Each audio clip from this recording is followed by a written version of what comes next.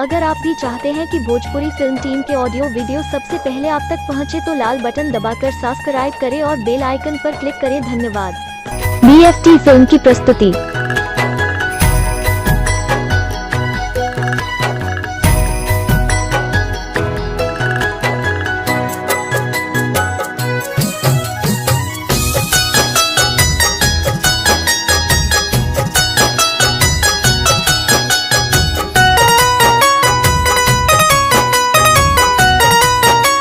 Music by सुमन सनम।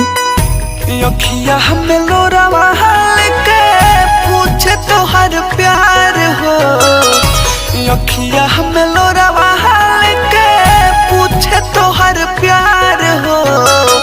सिंदूरा लगा से पहले सोचली हो यार हो, सिंदूरा लगा से पहले सोचली हो यार हो।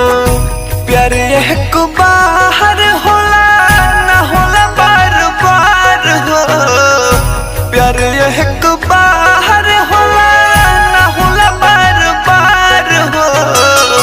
सिंदूरा लगा से पहले सोचली हो यार हो, सिंदूरा लगा से पहले सोचली हो यार हो।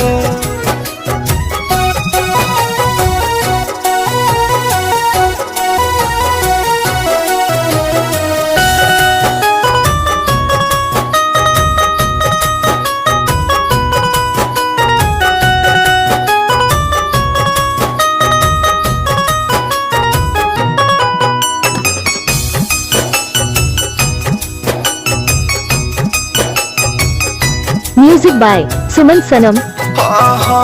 प्यार तो से दिल से कोई नहीं ना दिखावा, दूसरा के चहनी ना तुहरा अलावा।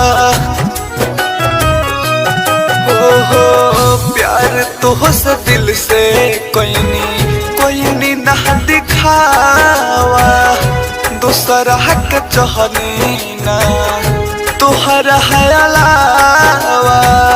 सपना सजावल हमार पहलू बेकार हो, सपना सजावल हमार पहलू बेकार हो। सिंदूरा लगावे से पहले सोचली हो यार हो, सिंदूरा लगावे से पहले सोचली हो यार हो।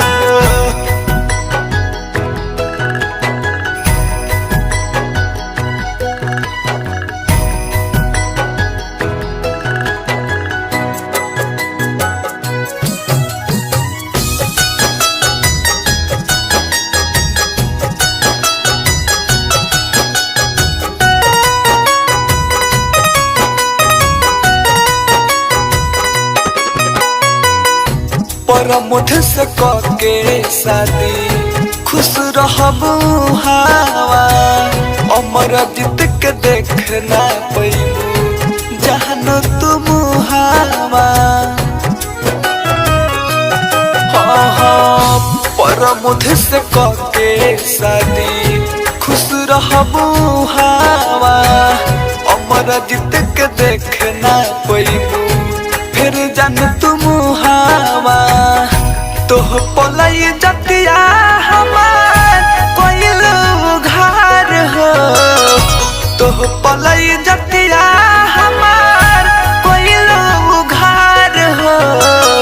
सिंदूरा लगावे से पहले सोचली हो यार हो, सिंदूरा लगावे से पहले सोचली हो यार।